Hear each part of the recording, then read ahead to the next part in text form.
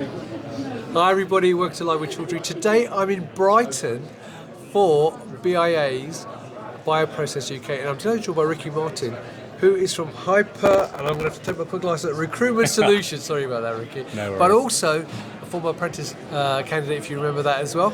And he has been working within this sector for many, many years actually. So I thought it would be a perfect opportunity to get his feedback on the BIA, the event, but also some of the trends within the recruitment space within biopharma and pharma in general. So first of all, Ricky, it's lovely to meet you. How are you?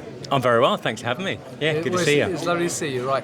Now, before we talk about BIA, the market and so on, for viewers not familiar with your company, can you give a quick overview of the company? And also a little bit about your background. So we're talking off camera about this, and I don't think people would know that you've got a biopharma background. Yeah, of course. So I'm Ricky Martin. I'm a biochemist. I'm a member of the Royal Society of Chemistry, and for the last 20 years I've supported talent with their careers across the life sciences. So the name's in there, but Hyper Recruitment Solutions was set up in 2012, and we're purely a talent agency for the life sciences, primarily companies that are getting great medicines to market or technologies to enable that. Fantastic. Now, you have got a long-standing relationship with the BIA, haven't you? So, from your perspective, why is the BIA important, and what are your views on the BIA? I think there's lots of different organisations, bodies, places that you can interact and network with. When it comes to BIA for me, I think it's probably a couple of things. One, I've always felt part of a community, kind of almost part of a family. Like sometimes they're very big places where you are just part of it. Whereas actually I've been able to speak to Steve, the CEO, on a handful of occasions, multiple times today over the years. I feel like it's an organisation that's making a difference, that lobbies and actually puts a real voice together to government to make a difference. And for me, like as a life scientist, that's what it's about. Why be part of something where you can't see an impact, where you can be something in the BI where there is an impact? Brilliant, well thank you for that. Now, this particular event, again, is celebrating its 20th anniversary, I think. It is, yeah. This year. And again, you've been associated with this event. So from your perspective, why is it such a great event to attend? So it's the 20th year. I first came in 2012. So this is my 11th year now at Bioprocess. So that gives me, 55% of the events I've been at since then. I came to the first one on a chance thinking, I don't really know what to expect. But what was very clear to me is, firstly, it's not an event, it's actually more of an alumni community where a lot of people have worked together for a number of years, get together, share insights and knowledge. So from a personal perspective, as a biochemist, I'm a bit of a geek. I love to understand what's happening in space. It helps my business and me what I do. But secondly, it's like seeing your family members you haven't seen for a year that you've worked with at some point and you get to catch up with them, it's just the same as old. So really, really good, small, close-knit event which shares loads of information, and that's where the BI is able to take that information and then have their impact. So kind of like, it's good fun as well as it's informative. Fantastic. Now, I can't have you here not ask you about some of the trends within the recruitment market within this space, because obviously certain segments have certainly seen growth, but others have seen layoffs in there. So as a recruiter, what have you seen going on within this market, and what do you see going forward?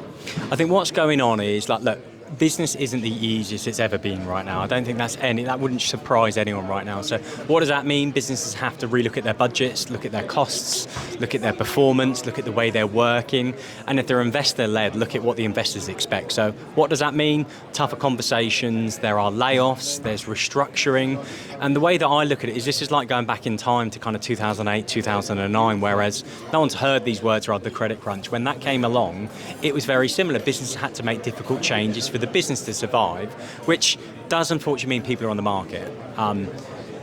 That might sound like a bad thing, but actually sometimes great businesses come off the back of change, and the amount of companies off the back of the credit crunch actually started up as a result of they were forced to find something new was really interesting. So right now the market for talent is tough. However, there's great shoots of opportunity going into 2024 and beyond.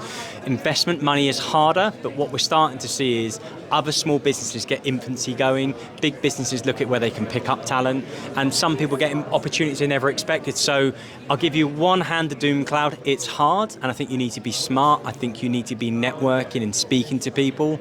And on the other hand, I think you need to be really, really positive. So I think the way you go about things. So positive people looking at an optimistic future, I think will do very well as the years go on. But right now, talent is tough, but we'll get better. Well, thanks for saying that, Ricky. It was one of the questions I was going to ask you, and I'll still ask you, is that if there is someone who's watching this who has recently been laid off or has heard that they're going to be laid off, what sort of one or two steps would you say you'd recommend them to do to help them get going to look for a new role? The first one is very clear: don't panic. Like change is never easy for us all. We all go for a different way of accepting and managing change, right? So if you're going to be laid off, instantly you're going to be a level of panic. How am I going to pay the bills? How am I going to support things? And that's completely normal. I think one thing I'd say is you're not the only person feeling that way. So if you feel that way, don't panic, it's normal. Next thing, understand that being proactive and thinking forward is going to be better than worrying about what's happened in the past. So what would I be doing? I'd be speaking to my network, and I'd be networking with people that can help me. So that's where companies like my business, HRS, can help. We can help look at your CV, interview skills, things like that to help and introduce you to roles. That's where your network can help. So don't panic, number one. And number two, be proactive. Start thinking forward, not backwards. And finally, again, we were talking off camera, you, I and Steve, about self-branding. Yeah. How important do you think in this day and age of social media, LinkedIn for example, people can help themselves through things like social media, LinkedIn? I think for some people, social media will feel so alien and the adoption, it will be really hard. And I think for those that are probably, and this isn't generalising, but I probably sound like I am, for some earlier careers, it might be adopted a little bit more. I think personal branding is really, really key. We live in a digital world. We live in a world where a lot of people are working from home, working remotely, working hybrid, so they don't always have the face time in person that they used to. As such, there's a reliance on digital, there's a reliance on online. So if I could give that advice, absolutely. I think you need to be looking at your social media. You need to be looking at your LinkedIn. You need to get your LinkedIn up to date. Start considering putting content out there to talk about space, ideally in a positive light, but with a constructive light. That you never know, people might start seeing you talking about a topic and it might open doors for you. I think you need to connect to your network. There's no point having one if you're not connected with them, to connect with them. And kind of outside of LinkedIn, think of your kind of personal social media accounts as well. Like if you say silly things online on Twitter, or X, formerly known as Twitter, I'd probably audit that very quickly and remove the crap, because businesses are starting to do social media audits in recruitment processes. So if you say something stupid online, be prepared for that to possibly be held accountable for you. Well, that's great advice, Ricky. Well, thank you for that. Well, look, I appreciate taking time to talk to me. It was an off chance we bumped into each other. It's another beauty of coming to events. You never know who you're going to meet and have an opportunity. So thank you very much. So there you go, viewers. If you'd like to learn more about BIA and Bioprocess UK, check out the link above this video. If you're here, come and say hello to Ricky. He's wandering around. If you're not here, but you'd like to learn more about the agency and also maybe learn more about recruitment trends and so on, well, follow Ricky on LinkedIn and connect with him there as well. So, Ricky, genuinely, it's lovely to meet you, mate. I hope you have a great conference, a great dinner tonight. I will miss it, but I'm sure you'll have a great time. And viewers, thank you for watching. Until next time, stay well and stay safe. Bye-bye.